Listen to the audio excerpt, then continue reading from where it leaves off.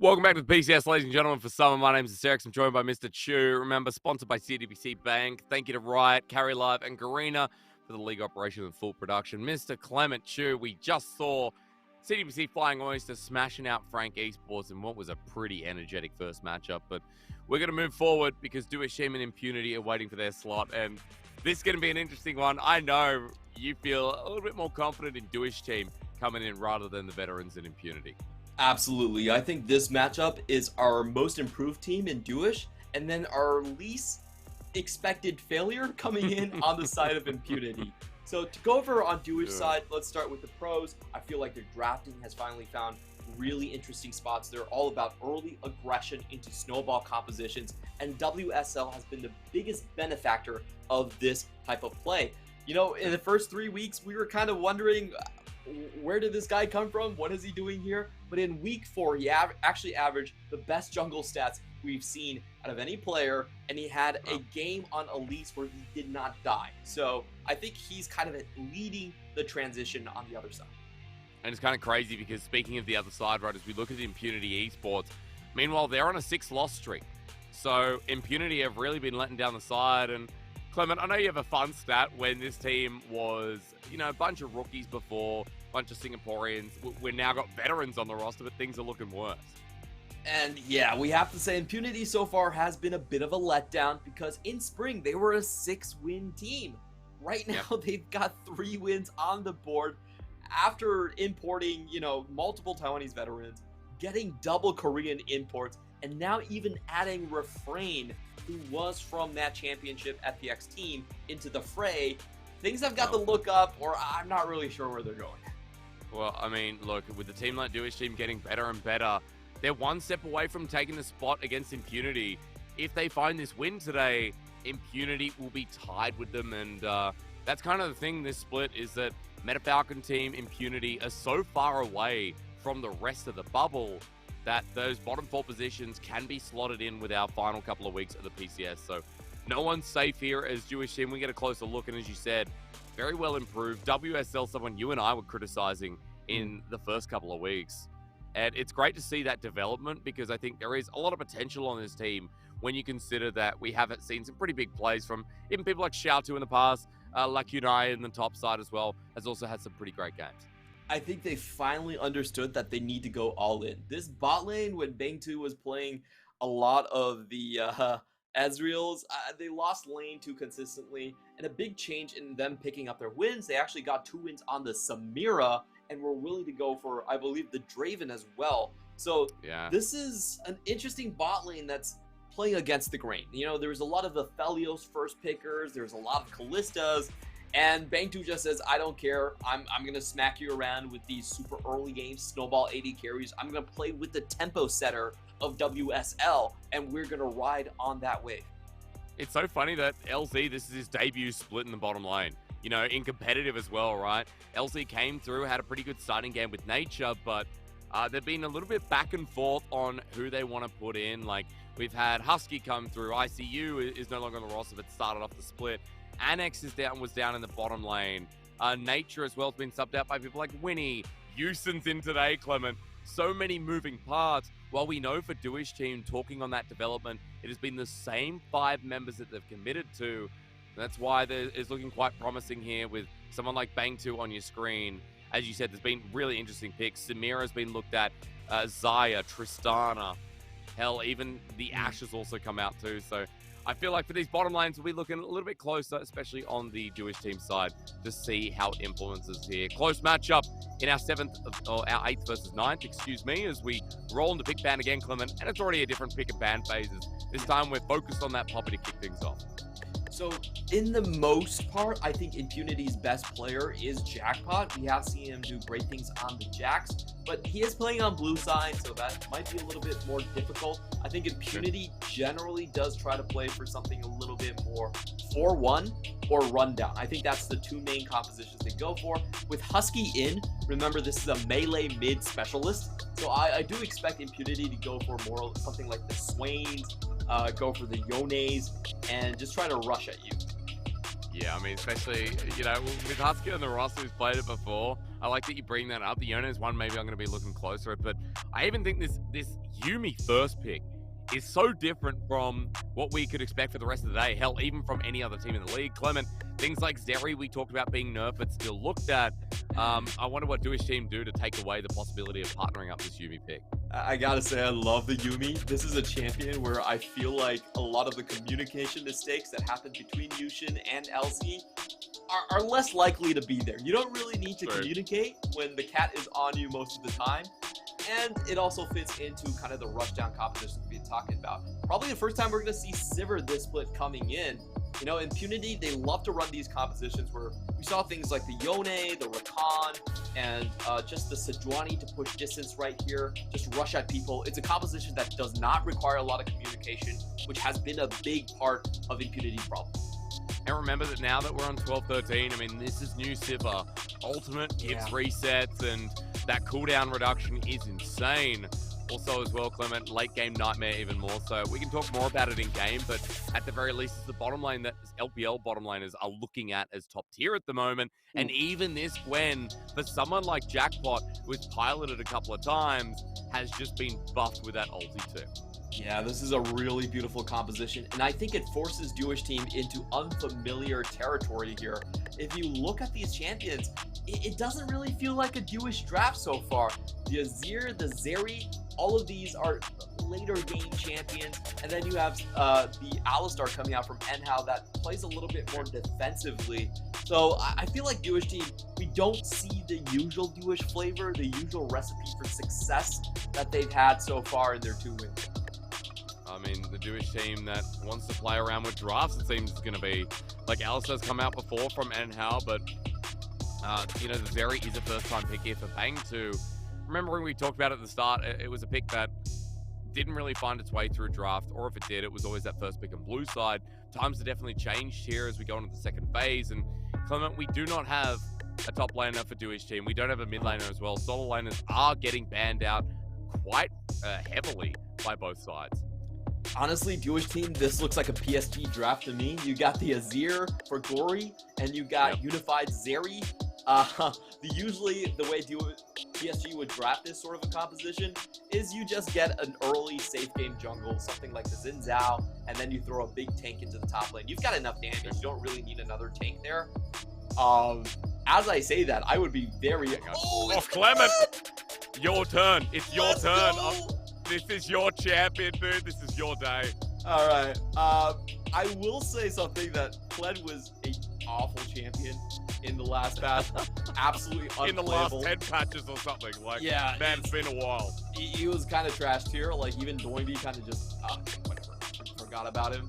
But I will say this patch, he's actually got a lot of buffs. The second pullback on the bear trap on a rope, even I have trouble saying that one. They just gave it 60 flat damage on the back end of that. So he has a lot more punch in the back end. And also the violent tendencies cooldown went down to 5 seconds flat in late. So this is no longer a champion that peters out into the late game. I actually think he packs a lot of power, and he's great against these short range AD carries like Sivir. So if you go up against a Sivir, she can use the spell shield to block out the knockback, but she cannot block you from actually just targeting her. So you're guaranteed to just stop right on top of the Sivir, and you almost burst her down instantly.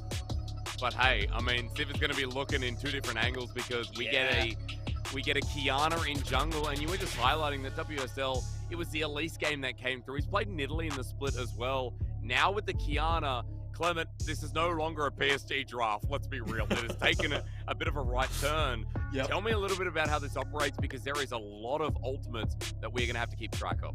So Jewish team, they were basically putting up a front. They're saying, oh, you all know this. This is a slow PSG draft. And then they turn on the early lethality builds coming in from Kunai and a WSL.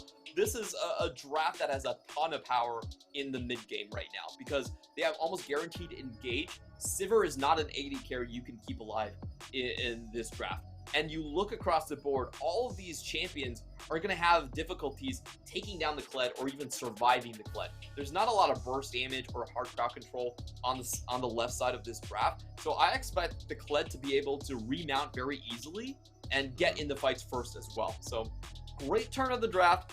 I love what we're seeing here. Very unorthodox, but at the end, we still got that Jewish flavor going.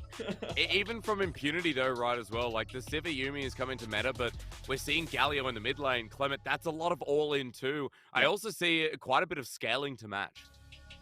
Exactly. I feel like if this goes to the late game, I still favor Impunity's comp a little bit. Let's be honest, at the end, Kled is still a crazy midget in the late game, so I still feel like Gwen's a lot better as a champion. Yeah. And Impunity also has that Galio that does provide that sort of anti-crowd control in. So I do like Impunity's composition, but usually when we see these type of comps, it's really about who can find the better angles for these engages. Overall, though, I would say because of the AD builds, Jewish team is expected to be a little bit stronger around the first Herald and the first couple of Drakes. Well, for Jewish team, that early game, then we're going to see how it kicks off, because if they win this game, then it means that teams like J Team don't get to sit there and lock in playoffs. It means that other teams who hit 8, if possible, today won't have that opportunity in front of them. Jewish team keeps it competitive. They make it so teams have to work for it, but Impunity can be the friend to that top teams in the bubble. If they win, then J Team are locked in, guaranteed, with Jewish team unable to hit 8 wins. So it's a very big day. It's a very big start to week number 5, the penultimate week of the PCSs. We get an invade and a backstopped on WSL, who on this Kiana now going to start to clear off a little bit low. It doesn't look like they will full commit into the late jungle invade, though. The 3v3, not something that they can reliably win here, but they do take a lot of time out of WSL's pathing here, and I'm not sure WSL saw that ward in his own red buff. This switcheroo, I guess it's fine. He does start in on time, but he does have to walk a lot of distance for it.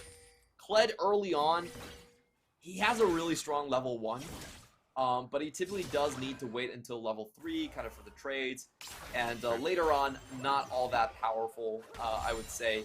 So I really want to see how they use this Kled. I think it's mainly sort of a team fight, a team fight pick coming in for Jewish team. I'm really looking at sort of getting kills down into the mid lane. As you said, getting things sped up in these first couple of objectives too. We're just looking at laning phase, and LZ and Houston have the shove here on this Yuumi Sivir. It's a lane that, Clement, obviously PCS fans haven't heard too much about, but we have come into, this new meta, and Sivir Yuumi right now, by LPL bottom lane standards, is just such a big deal. Yeah, we have to talk about the Sivir buffs right here. I think the biggest thing off the bat is the fact that you can actually double your damage on her boomerang by building quick. Oh, yeah. So that's the biggest change right there. It gives her a lot of laning power. And second of all, the ricochet actually can bounce onto the same target twice now. Before we go even deeper, though, we have to see if this Sivir can survive this surprise. Yeah, I mean, it's a big question, right? The spell shield, is it there? No, but standing in place, holding onto the summoners apart from Ghost, trying to turn it around. Even the damage there, Clement, was significant enough, and it's a good gank time from WSL, but with only the Ghost, LZ will be happy enough to return. Oh, yeah, I'm always a little bit sad when we see Kleds miss all the CS with that paragraph on the wrap.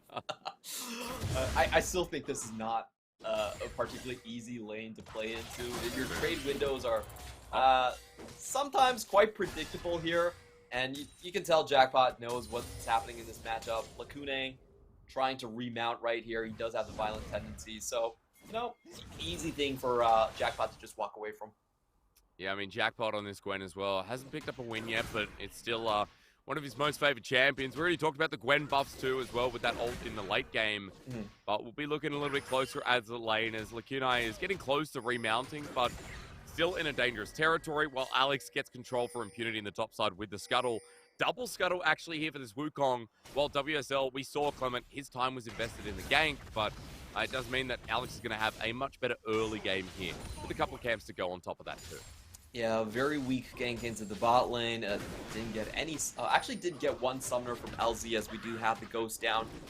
Another thing I do want to pay attention to is this Galio still going for the Predator. We know that the Predator was nerfed quite heavily on 12.12. You lose a lot of initial movement speed and a bit of damage here on it. So you can tell that Impunity are actually still thinking about fighting early game with early game right here. I don't think that they're going to shy away from a lot of these early plays that I kind of expect to go the way of Jewish team. We'll see how that one plays out, but this Predator does tell me that they are willing to fight fire with fire. He didn't take something that is much more beneficial into the late game, like the Aftershock. I mean, how clumped up is it going to be, though, if we get these early fights? Galio ulti, Wukong ulti, Kled ults in, you know, Azir's got his wall at close range, WSL with a supreme display of talent. Like, everything is in a very small space, and it's not like the big ranged members are going to be relevant in these first couple of fights either, right? Yeah, I think earlier on, it's just going to be about who can get to the position first. And I still do give a little bit of a lead over to Jewish team's combo. I feel like their combo is easier to execute. You know, you just press the Kled ultimate, you run at people, and then Qiyana comes in from the side.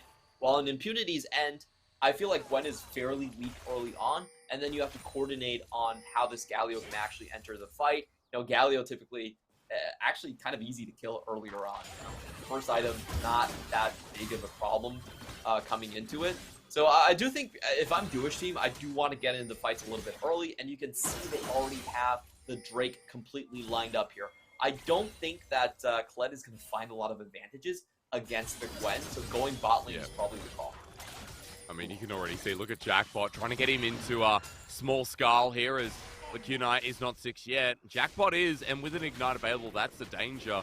And while we're speaking of Dragon, I mean, WSL is going to try and match this invade from Alex. As the camp gets smited a bit early, Alex still gets out with a big chicken. WSL trading off for the rest, but that's still a level 5 Wukong. WSL, he tries to take the ward. Alex is just forcing him off for the time being, so neutral's not looked at for now. Instead, it is just still massive clearing going on from both jungles. Yeah, and we have a very decided lead for Alex right here. He should be hitting level 6 first, and that could be the opportunity that Impunity tries to find an objective fight with. On the other hand, we do have WSL coming in with the assassin items. I'm very curious on which one he is going to get on 12.13. You do get 5% extra movement speed. Not 5%, 5 extra movement speed, excuse me, on the mythic bonuses right there. So I think the builds are a little bit more viable. The last time we saw Kongre go into this Qiyana, it was the Eclipse build still. Not the Prowlers for maximum damage, just the Eclipse to get a little bit more position. We've seen so many builds. At one point as well, pre-season or pre-summer split, a lot of Kianas are building the Gordring. We had this small window where Assassins felt weak that they were building these kind of juggernaut items. I'm glad we're away from that. It's more fun seeing a Qiyana with lethality, as at this point, a bit of a comparison here. Top side, the biggest opportunity right now is Jackpot is up 20 CS, almost 5 gold. Yeah, you pointed out this Kled not having a real easy time in the lane, and we haven't seen him get outside of it yet. 8 minutes in, you know, we're still waiting for those ults to come across. Jackpot's going to keep that lane going for his sport at this point. Yeah, that's kind of the issue with Kled right here, is that your trade windows are very predictable. So I think at a certain level, he's quite hard to play in the top lane. Mid lane's different. I think mid lane Kled works a lot better because you typically just outstat someone. And I think that, you know, this is kind of expected of top lane Kled. So this is why that you have to make use of this champion earlier on, try to get him to snowball, or else he does look rather weak just riding through a normal laning phase. You know, one of those champions that we see in metas where we get a lot of mobility, right? Like Galio, Talia, feels like he's a champion that, you know, can utilize on that. And we're still game, but as we see the Herald starting up, 8 minutes 50 here. A little bit impunity, the ones to kick it off, but Kunai has the charge available. And look at the numbers that the Galio, the Jewish team are in first and getting the sun up, but it might not matter. For the response, Lacune is getting low here. No amounts of abilities, Ignite doesn't take him over. Herald goes down, and Impunity with the counter punch. First blood. Huge play with the Yuumi right there, able to get into the fight and make it still a 4v4. We thought at the start of that fight, Jewish team had the numbers advantage, but we forgot about the cat on the book. Flying into the team fight midway right there. let's watch that again, where the Yumi is. Oh, he was already starting on Alex. So at the start of it, 43, but Galio comes in, gets the protection down, unable to burst anyone from the side of Jewish team right here, and they don't really get a good angle on the wall knock either. So yeah. I feel like it was a little bit scattered, and you know, Galio just kind of dampened their efforts. And I feel like you know, we talked a little bit about the response, but it's great when Jewish team want to get ahead early, and it's great when, you know, for Impunity, we talked about how much this match is in the standing of J team. With that first blood as well, Clement, even though it goes to Houston, the goal lead is going to be significant enough to look at what happens because of it, because the top lane is all rushing down on the There's a Herald there about options for this neutral, because it feels like every other lane is more or less even here in Jewish team's favor. Yeah, in terms of the situation, I feel like Jewish team, you know, they still have those late game options to kind of think about. The Azir and the Zeri are definitely there. But if you go to that late point stage, Bled just, you know, he's kind of like half a champion. I think he's like 70% of a champion when it comes to the hyper late game, even with the 12.13 buffs coming in. So, like, for Jewish team, yeah, if their early game fails, they do have comeback mechanics, but I think their overall potential does drop down below that of Impunity. So, for Impunity right now, I feel like it's fairly straightforward what they want to do. They can just easily run down the top, and then just swoop across the map, have that Gwen start to pressure elsewhere. You know, Gwen could even show up in mid lane and have Galio start to roam just with the heroic entrance, and that would be a lot of headaches for Jewish team. And you think about the position Alex is in as well. I mean, this Wukong can make a lot happen. Is down the bottom lane, grand display of talent again. LZ burning and he's dead. Now Houston with no one to mount on top. He's going to be under turret, but he is a quick combo away from dying. And how here, and no flash available. Pulverized to a guaranteed kill. WSana is smacking down. Meanwhile, the response play from Alex, who makes him go into mini Clan. About to remount though, and he does onto Alex. Bear trap on a rope. The outplay so close to Alex, hoping for the red buff, but Lacune survives and makes it a bit longer for Impunity to get that trade. This is definitely a massive win for the side of Jewish team right here. Top lane tower, honestly, Impunity should have been able to get that just with the raw Herald drop anyway. But in the meantime, they're able to waste time from the jungler. They're able to get a double kill on the bot and also shut down this Sivir, which has a monster late game, as we talked about in the 12.13 patch changes here. So I think a huge find for Jewish team. Definitely a favorable trade for them. But in the top side, Lacune saves himself. We have to look at what it costs Clement, because Herald gets first turret blood, I believe, in the end. Impunity are up by about 1,000 gold, 500, excuse me. So that Lacune gets forced out where he's 40 CS down at the moment on this jam. But the Gwen is in such a firm position. I will say, he used to be an initiation bot, and he's still now an initiation bot. So, honestly, not much lost for Jewish team. A lot gained on the other side of the map, as we do have Zeri coming in with the completed first item, Immortal Shield Bow. As we all know, those sustained mythic items make those fights so difficult for the enemy team. They have to burst you down, or else you can just heal right up. So I feel like Jewish team, you know, even with how bad the top lane has gone, are finding themselves in a very strong position in the next couple of objective fights. You even look at Bang too, like he's 300 gold over Jackpot. So even despite that, excuse me, massive CS lead, it's the plating we saw in the bottom of the turret as the trade as Xiao2 comes deep into the bottom lane. There's the needlework. Clement, are you ready? Doesn't hit, but Xiao2 lucky to be alive. Now response from Jewish team is supreme display of talent. Is going to display something to Jackpot here. At melee range, the ult comes through. He's stunned up, and WSL's early damage is insane. 3-0, the improvement you stated, well and truly there for us to see. Oh boy, WSL, I don't know what this guy did. At the middle of the split, it was week 3 and then week 4, and he feels like a completely different player. They're feeding him something. I don't know what it is, but I think he's definitely my most improved player of the entire split. Dude, you and I were criticizing him early on. It was like, we kind of questioned whether this man knew how to pass. It was that desperate, right? They're a bottom tier team, and it was like, as a jungler, Does he have the core fundamentals down? And now we're going beyond that with beautiful timings like that, and it's almost 2-item start to this game for them. The Jewish team, they reverse the gold lead, put it back in their favor. They've got their first Dragon Clement as well, and with WSL eventually going to be pathing down here, there's like that second Dragon is something with that ultimate almost back up and available that Jewish team could be confident in. Absolutely here, and I do want to see one of these teams try to get a pick here. Both of these teams, very high mobility. If they can find someone, they can chase him down. And as we've mentioned, you do have that reset now on Sivir. So 1 kill is all you need, and you can chase down everyone else. With the zoomies there, with the Q on that Yumi, it's very hard to run away from you once you already have a solid lead into the fight. So I feel like Impunity can try to play this a little bit trickier. They can try to draw out Jewish team in different positions and just try to pick one up. Impressive though, because for Jewish team, not going for this Dragon fight, instead they want to go to Herald trade. It's something we don't really see teams do that much, considering the priority put on these Dragons, even in 12.13. Clement, we're going to get this Herald trade, and it means that they're just going to try and break some of these outer turrets, give like Unai a bit more comfortability and time to roam around. Yeah, this is, I would say, you know, fairly equal trade. A post 14-minute Herald means no plates to be gained here. Most likely you're going to use it on mid lane to try and crack open the map even further.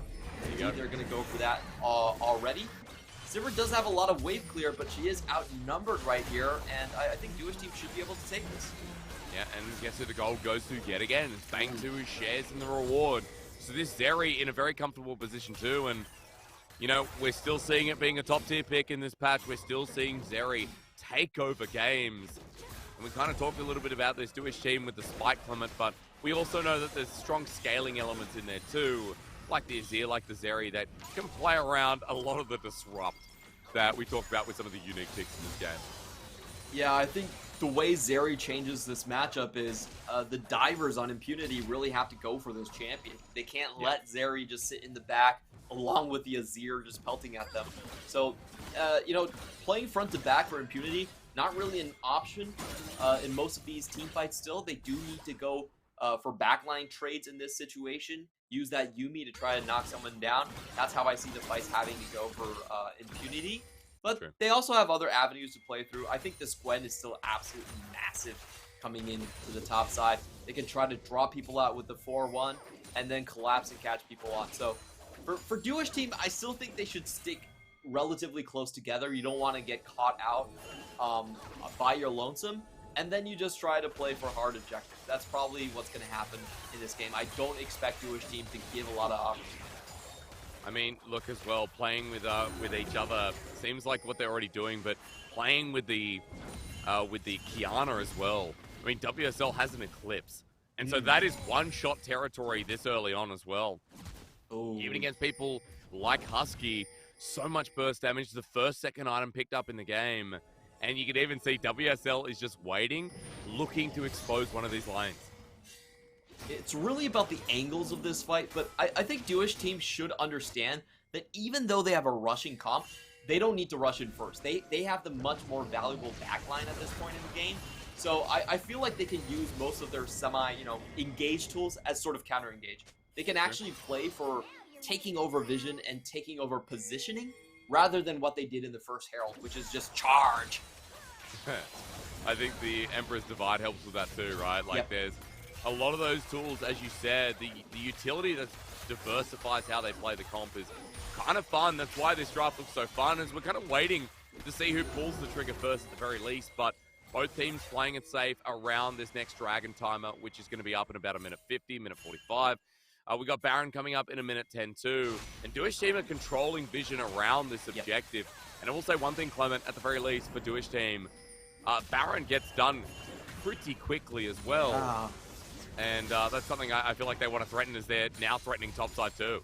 Yeah, we do have to remember that's a Leandri's Anguish being built by Xiao too, so a lot of extra % damage being done here. Husky, I don't think he sees it. And now he's just Justice punched in, the taunt backwards. Emperor's Divide as Husky goes golden, that means the Supreme Display of Talent does nothing. Good counter here from Impunity as Enhao is going to be the target. And with that follow-up from Predator and Everfrost being flashed away, Jewish team are the ones losing out. Teleport burn, no response elsewhere, apart from Lacunai just pushing down the mid lane. A good attempt right there coming in from Duish team. Husky able to get out at the very end right there, and we do see a reset here. I do feel like this is a good opportunity for Impunity to actually just clear out the top side. I'm not sure if they're going to fall and engage onto this one. I feel like in order for them to win an engage like this, they need some sort of a flank. They need to get Bang 2 and Azir down. Now, again, you already talked about it, how you do that, because each and every time Duish team listening to your advice, they group together.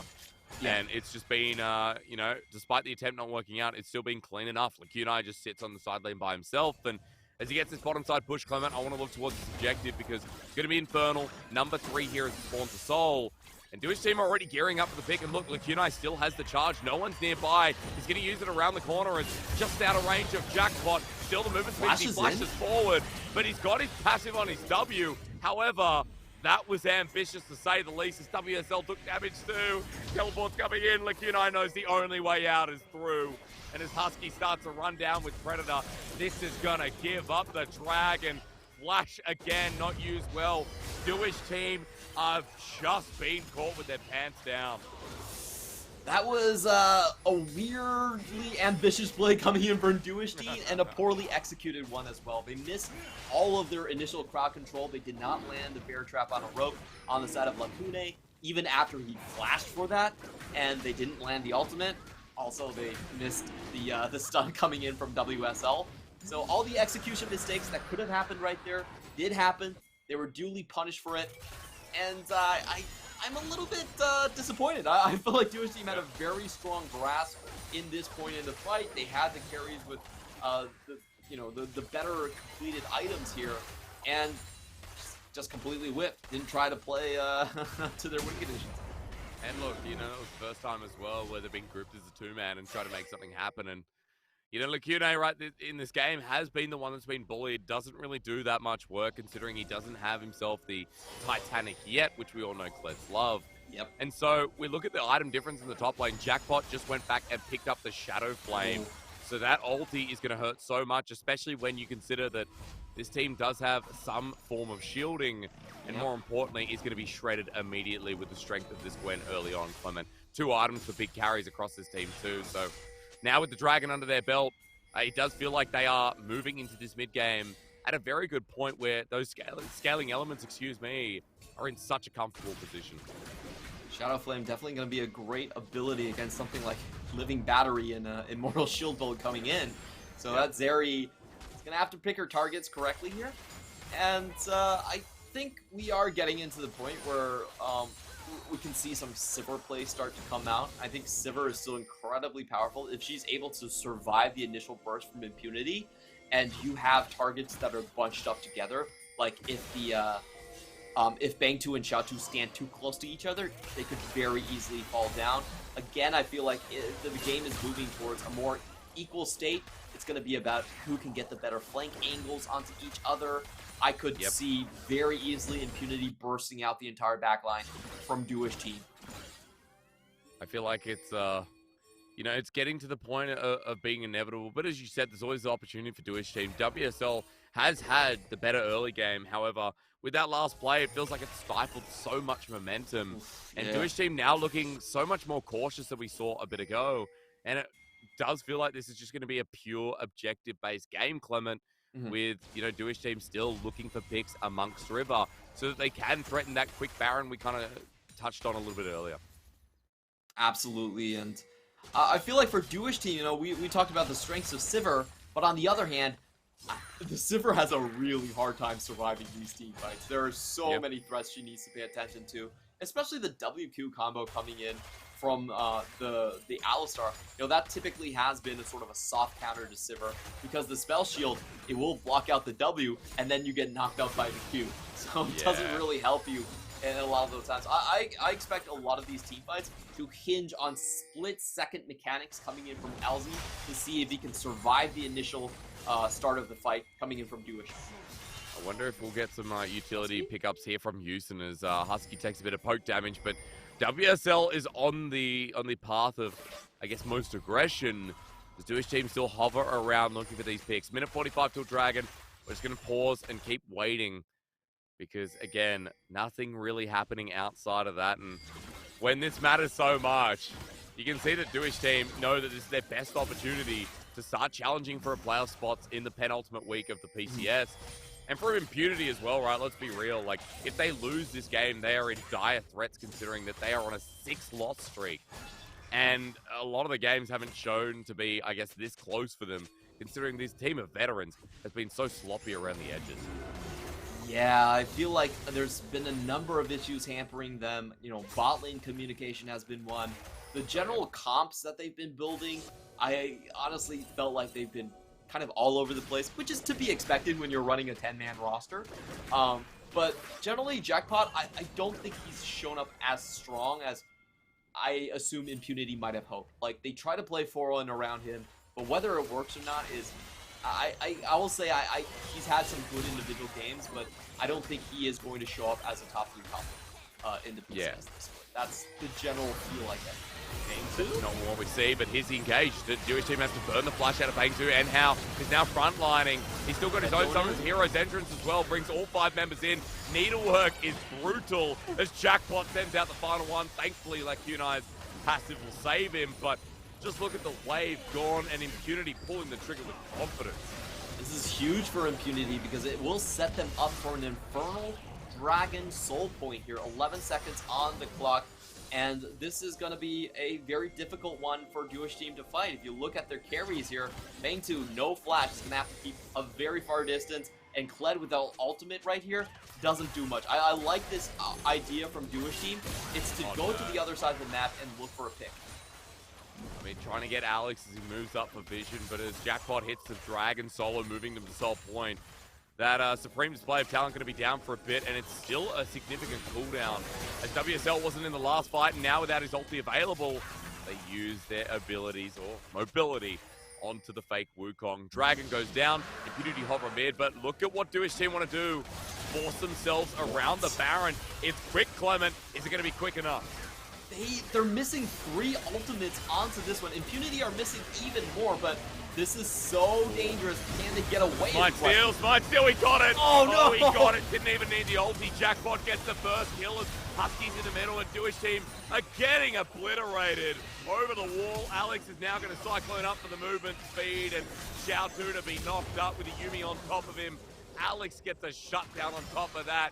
Impunity looking good to shut down their loss streak and denied Jewish team from climbing up to their spot. Ooh, big question marks for me there. Sure, both teams were playing without a lot of ultimates, but Impunity have such good chase down. They had the Yuumi, they had the Sivir right there. I think even if Jewish team got the Baron, most of them would not have survived just running away from that situation. So for me, this was an extremely risky play. I think they were banking on the fact that Kunai might be a little bit late. In fact, he was just on time here. And of course, Alex, with the hero steal before the Emperor's Divide, really stop him, gets the Barret, and just look at your team members.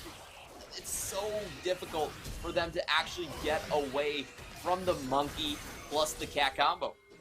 Yeah, there's so much mobility with Cyclone as well. Like Alex, chase down beautiful and a nice smite steal that gives Impunity this game almost in the bag. A 3k gold lead, but Clement, as we talked about, Gwen is getting towards those dangerous items. Rabadon's comes next, which has been the go-to in 12-13, which will destroy Xiaotu and Bangsu, taking half their health with that second or third needlework. This is getting to the point where I feel like Jewish team are just lacking damage. If you look at the Sivir right now, I actually feel like Sivir would be fine just taking up the entire burst from Jewish team, and if she gets a rotation of Q and W down, she's probably done her job. That's enough damage to just wipe the entire team. So, Jewish team are in a holding pattern. The problem is, how are they going to deal with the Infernal Soul going over to Impunity? I think that's the big one where they're going to have to come out of their base. Well, is the game going to even be going? Because at 29 minutes with the Baron buff, Impunity are doing so much damage to these inhibitor turrets. Jewish team struggling to defend as LZ is the one I'm looking at. Look at the ricochets, Clement. 8 bounces now. It can bounce to the same target again. As we have enough crit where LZ's Boomerang Blade is also significant. Xiaotu dealing with the top side wave while Impunity's onslaught being slowed down by the wave clear on Duish team, but that Baron still has 30 seconds to go. Huge opportunity for Impunity to just go in on their opposition, and I think they're about to pull the trigger as the tower drops. Those two. Jackpot has the needlework. Forward they go. Alex gets the knock up onto the Cune. The final chapter. He goes into mini Scar, but remember, as WSL brings out the supreme display of talent, his ultis have not done enough this game. LZ jumping forward ambitiously. So the hero's entrance executes Xiao 2.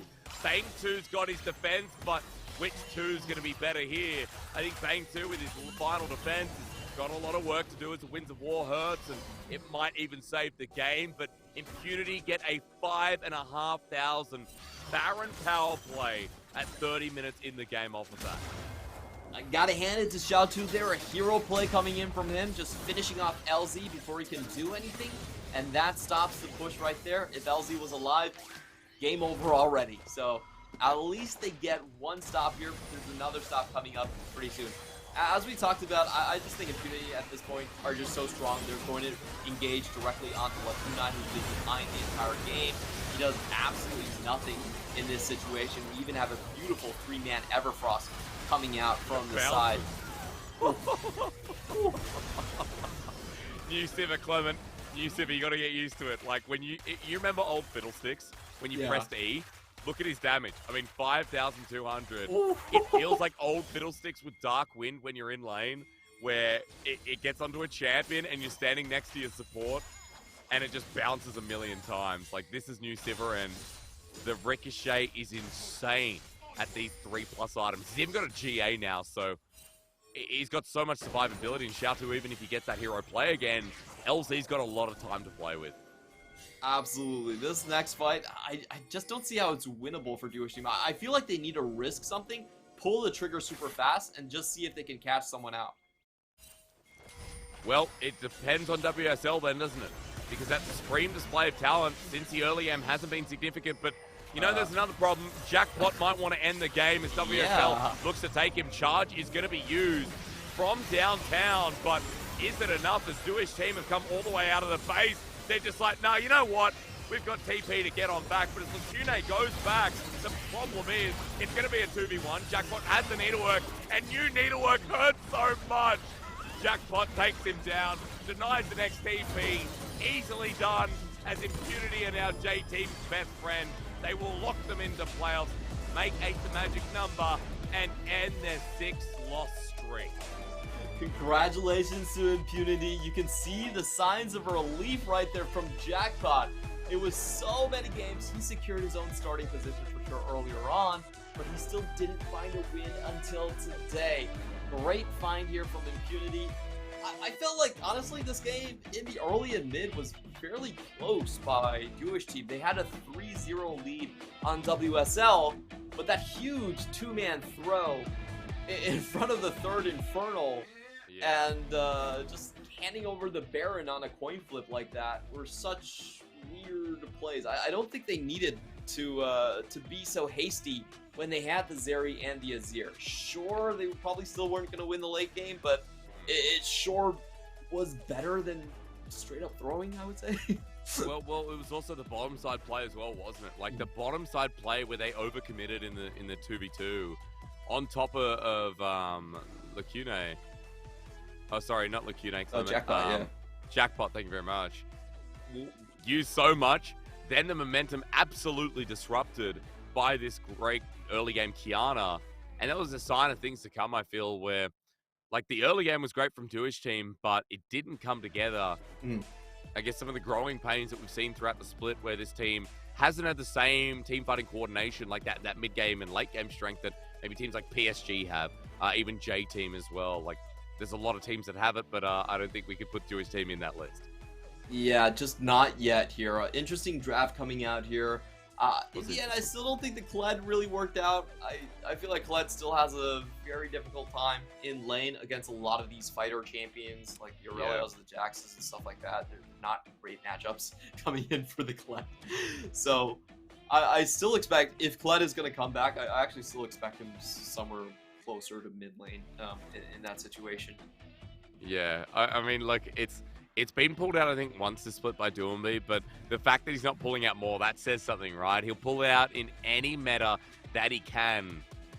But, you know, I like the diversity. Yeah, not this one. Not this one. I was going to say, I love the diversity for drafts in this game, right? Like, we saw a little bit of a playthrough from Dewish team where, okay, give WSL some comfort, you know, bring this Kled in as well. We could see the theme was on point, but yeah, a couple of those plays where it's just decision-making that hurt them so much, where from that point, well, Zeri's not in a position to carry. Sivir is. And Clever, like, I just think that the biggest thing is that Gwen got a free lane pretty much the whole time as well with this Kled, where she was already in a scaling position, and then the game got even easier from there, which was a nightmare. Yeah, we can see 12.13 Gwen and her power spikes here. We are playing on the B patch, so this does mean we are playing with her base HP sort of knocked back. Her early game is a bit weaker than before, as we talked about. But man, her late game numbers are just absolutely ridiculous. You know, they upped her cooldown reduction onto the E, and the W actually gets even more resistances coming in from the AP.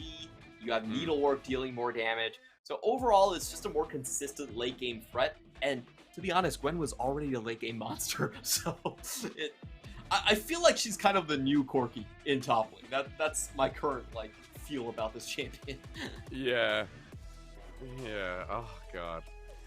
Gold is hard to look at there though, right? Like, I feel like Dewish team, we highlighted them so much in this early game. Yeah. Now why this team is looking better, but a couple of plays is just, and this might be a match that hurts them in the future, right, Clement? Impunity already had a game lead. We're getting towards the end of the split. There's only like 5 games left, and finding Impunity's stopgap here in the loss streak was big, and especially with this guy, Jackpot.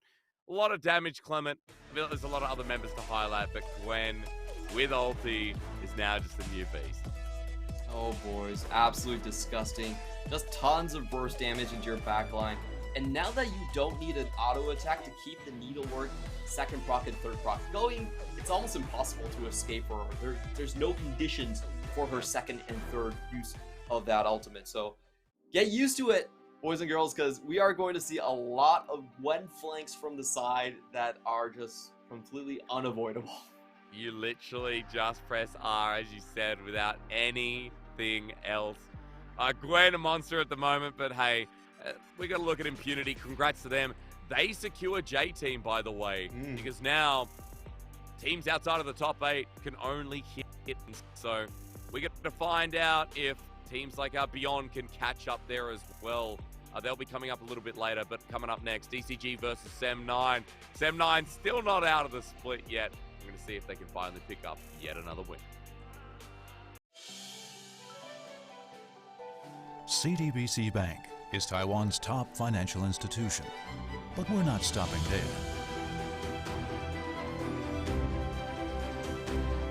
We're crafting an international brand and already have over 370 outlets in 14 countries. We are by your side, ready to embrace the future.